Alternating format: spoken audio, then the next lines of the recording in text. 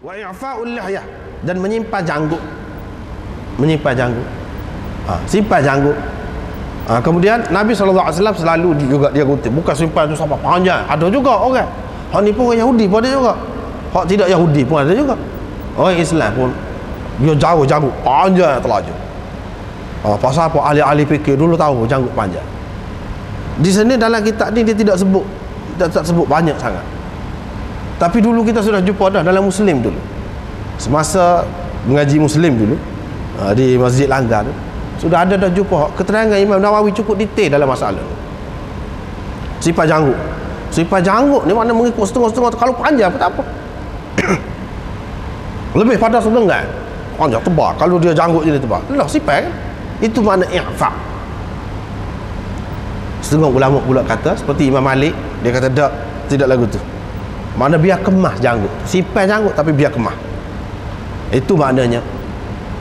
Kemudian anda sengaja buat mari Muslim ni kalau kita sudah baca dah dulu berkenaan dengan janggut ni, sebab dia timbul kemuskilan pula.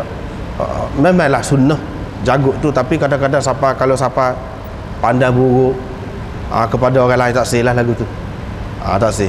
Biar jadi seimbang, biar jadi sederhana molek. Jadi anda nampak dalam banyak-banyak tu Imam Nawawi sebut ni molek.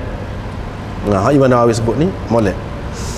Iaitu, baik kita tengok surat Bismillah.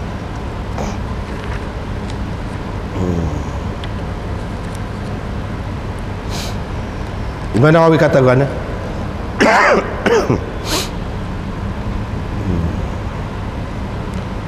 I'fa'ul lihyah maknanya memperbanyakkan janggut, biar lebat janggut tu, biar keluar banyak. Ini makna auful liha dalam riwayat yang lain. Adat orang Parsi dia cukur janggut. Dia sebut ni. Sebab itu syarak melarang daripada cukur janggut. Yang ni kerana menyerupai bangsa lain pula. Ni bangsa Majusi pula. Yahudi pun cukur janggut juga. Sebab itulah syarak larang, kata Imam Nawawi. Wa kana min 'adatil furs qassul lihyah fanaha syar'u an dhalik. Syarak larang daripada cukur janggut. Sebab apa? Menyerupai orang kafir. Ulama sebut tentang janggut ni 10 macam, 10 bentuk janggut. Yang mana makruh, sebahagiannya lebih teruk lagi, lebih berat makruhnya daripada sebahagian yang lain. Ada makruh ringan, ada makruh berat. Ni berat lagi, ni ringan sikit. Adalah di antara 10. Yang pertama apa ni, kita dye kita kata. Dye janggut ni dengan dye ataupun inai hitam.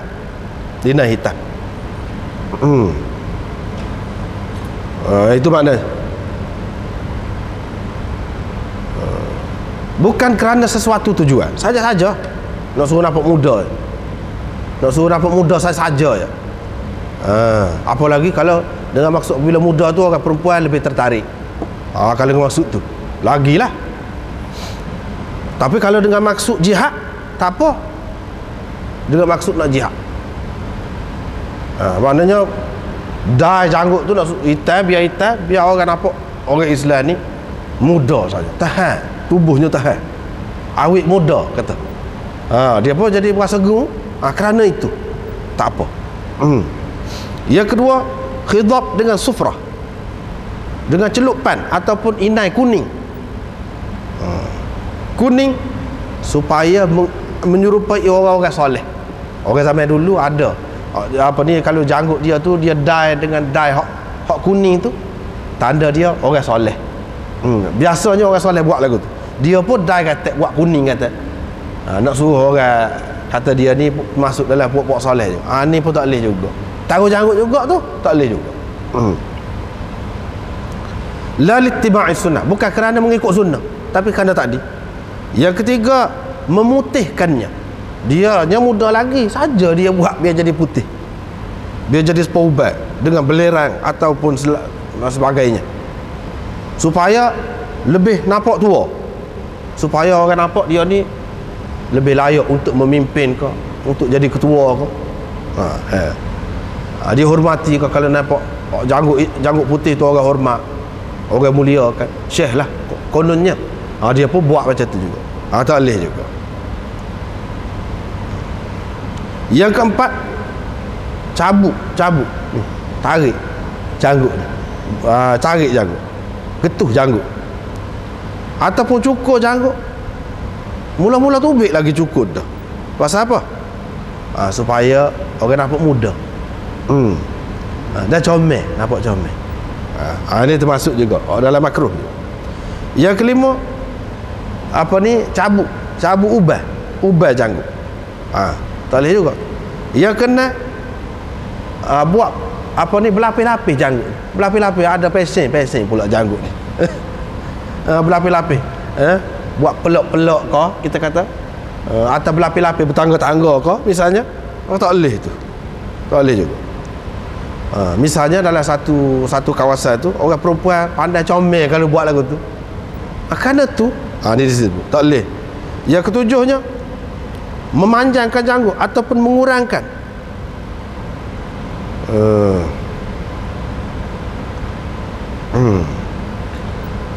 Mana panjang hak sini saja, hak sini tak ada.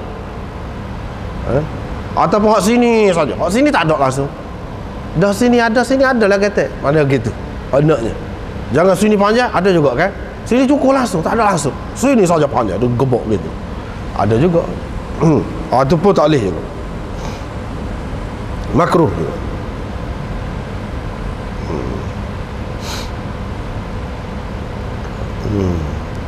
Dan banyak lagi yang dia sebutkan di situ. Ada juga maknanya tak sisir janggut ni, lok biar jadi gopa-gopa janggut supaya orang kata zahid. Tak boleh juga. Tak boleh juga. Janggut juga tak cara pun. Tak cara pun tak boleh juga. Taruh janggut panjang, lepas tu tak cara, tak boleh juga.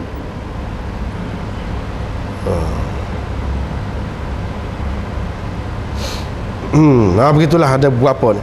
Ada pula yang pintal janggut dia. Dia jalin janggut. Tu pemesenya, tu pun tak boleh juga. Banyak lagi lah yang disebutkan di sini. Macam-macam. Tapi Imam Nawawi memasukkan di sini dalam makruh. Cukur janggut itu termasuk dalam makruh. Hak cukur asal ni termasuk dalam makruh.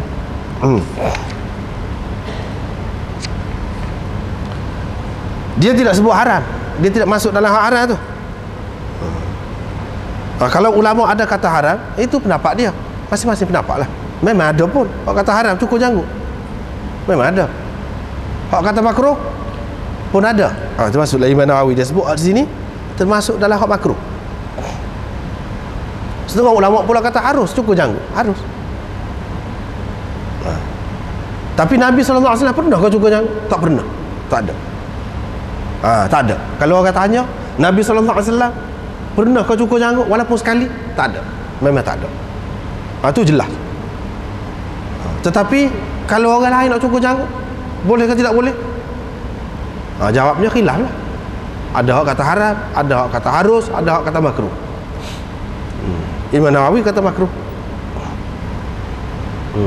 Ramai lagi yang lain kata harus, tetapi orang kemudian hak kata harus. Kalau zaman dulu-dulu boleh ke payah kita nak cari dalam kitab ni. Hak kata harus cukur janggut. Terutama jadi fashion pula, jadi kebiasaan pula. Cukur janggut.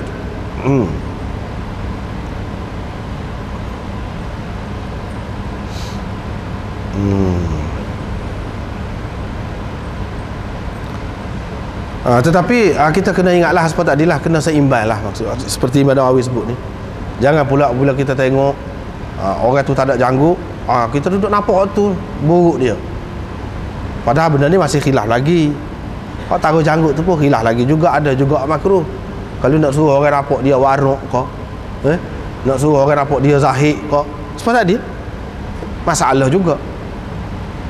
Jadi kena betul lah masing-masing tu. Kita kena ingat kadang-kadang kita buat sunnah itu, sunnah taruh janggut tu kita buat, tapi banyak lagi sunnah lain yang kita tidak buat. Orang tu hak tak ada janggut tu dia buat sunnah tu pula. Dengan sebab itu kita kena baik sangka lah sesama Islam. Baik sangka. Mudah-mudahan kita kata boleh jadi ada kebaikan dia yang tidak ada pada kita. Boleh kan? Itu lebih baik kita sangka baik. Tetapi kalau mengikut sunnah asalnya, memang tahu janggut. Nabi SAW pernah kau cukur janggut? Tak ada. Lepas tu hak kata harus, itu pendapat ulama. Pendapat ulama. Hak kata makruh, dalam mazhab Syafi'i banyak makruh. Kebanyakan ulama dia makruh. Sebab itulah ulama-ulama pun dalam mazhab Syafi'i ini cukur janggut. Jangan pula, ini masalah mazhab. Orang kata haram tu, kalau buat benda haram memang jadi fasik. Tapi kalau dia kata makruh, tidak jadi fasik. Tak boleh kita nak menghukum dia fasik, maka kita tak boleh lah nak pakai pendapat dia kerana janggut dia saja tak ada. Tak patut macam tu. Sedangkan benda dia ada khilaf lagi. Kalau tak ada khilaf lain. Kalau ada khilaf, janganlah sampai ke peringkat tu, sehingga kita tidak memberi penilaian yang sepatutnya kepada ilmu dia semata-mata kerana dia tak ada janggut. Tak boleh lah. Biar munasabah lah. Setengah-setengah orang pula dia kata tak boleh kalau kurang pada segenggan. Sini Imam Nawawi sebut.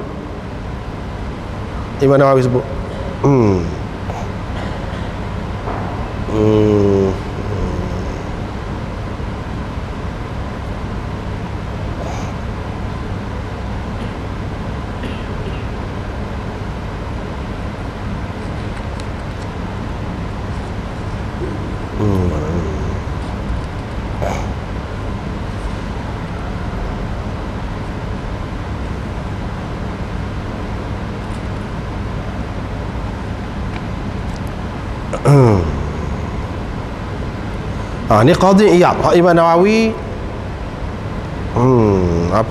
nukilkan daripada Qadhi Iyad.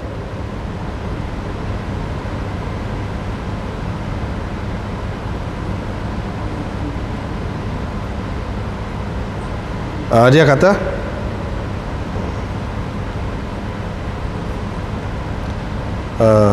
berkenaan dengan cukur atau gunting atau bakar janggut ni.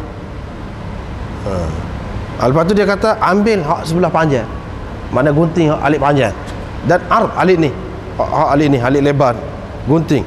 Fahasan, itu bagus kalau buat macam tu. Jangan dibiarkan tebal sangat ni, panjang sangat. Itu boleh. Wa tukrahu syuhrah fi ta'zimha, dan makruh kerana nak masyhur dengan sebab besar janggut.